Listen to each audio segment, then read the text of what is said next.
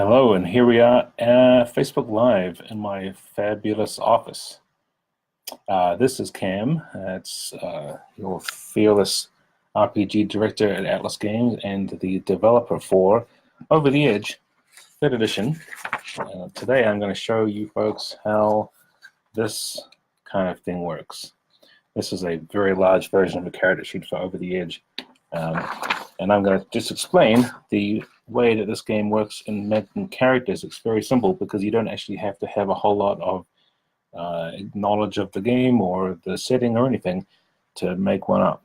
And it's very especially good for people who have a concept in mind, or if the group has an idea of the sort of characters they want to play, then you can just take this sheet and write this up in about 10 minutes. And to prove that, I'm going to show you me doing that.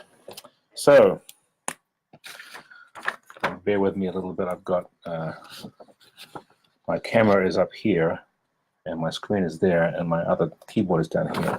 So we're going to make a character, and you can see from this amazing sheet that it is not very complicated, and it doesn't have a whole lot of anything like skills or anything else. It just has a few things: main trait, side trait, and trouble and question mark. And we're going to begin by figuring out a main trait. This character is going to be a private investigator who is visiting the island and trying to find someone who is missing, and they have been paid to come to this strange place in the North Atlantic near the Canary Islands for the first time. So for main trait, it's very easy just to write down something as basic as private investigator. And if we go with that, that will not be very difficult to do. I'll write it down there. Private investigator. I'm sure you're all riveted by this. So, right, I could make it a whole lot more interesting by having it be something else like flea-bitten private investigator or world-weary private investigator. So why don't I add a qualifier to it and have this person be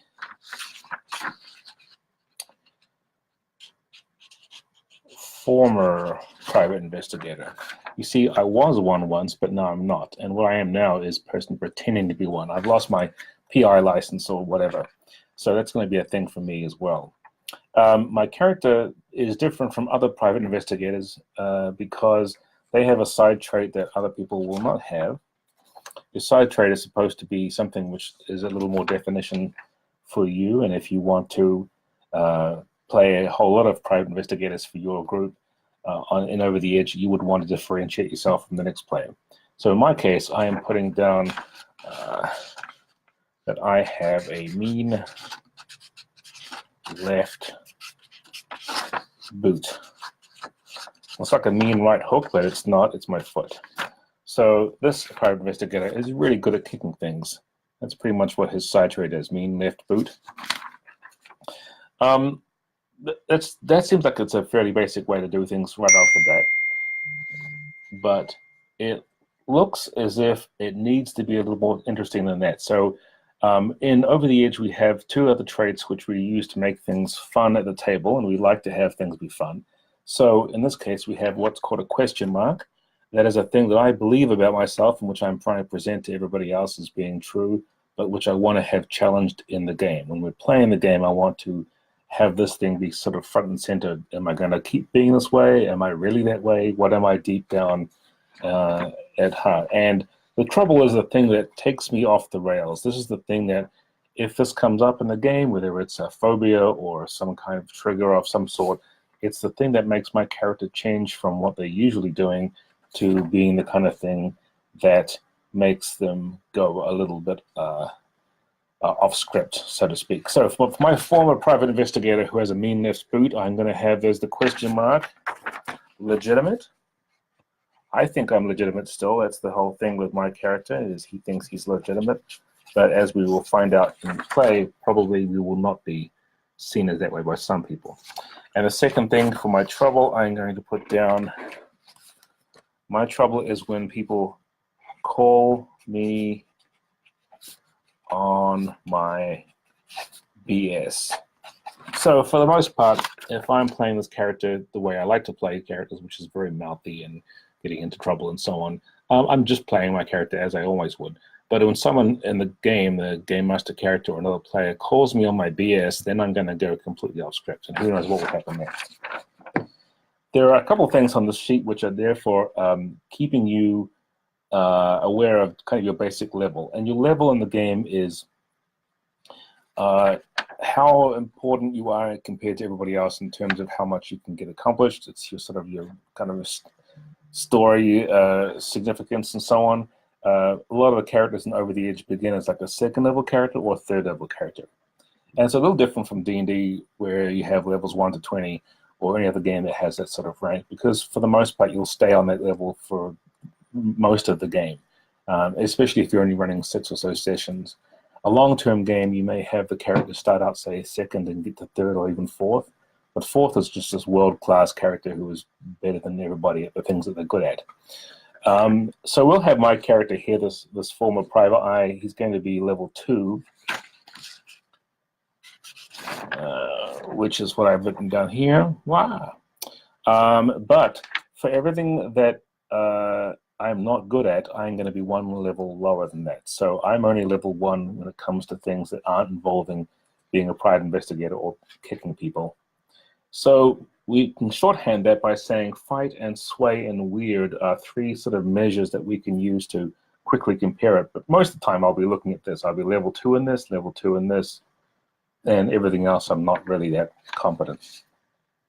So I think that a private investigator confers a little bit of fight, but really my mean left boot is the one that's giving me all of this. So I'm going to put down level 2 for fight, because I can justify having that quite easily with my kicking skills, which is really all I'm good at doing. Sway is how you can use your social skills and intimidation or persuasion or other kinds of charisma to get things done in the way that you want them. So if I want to have my character be particularly persuasive, I probably would have picked traits that confer that. I would say that a former private investigator, and PIs are pretty good at getting people to talk about things, so I'm going to put that down as sway level 2 as well. If I couldn't justify it, it would be 1.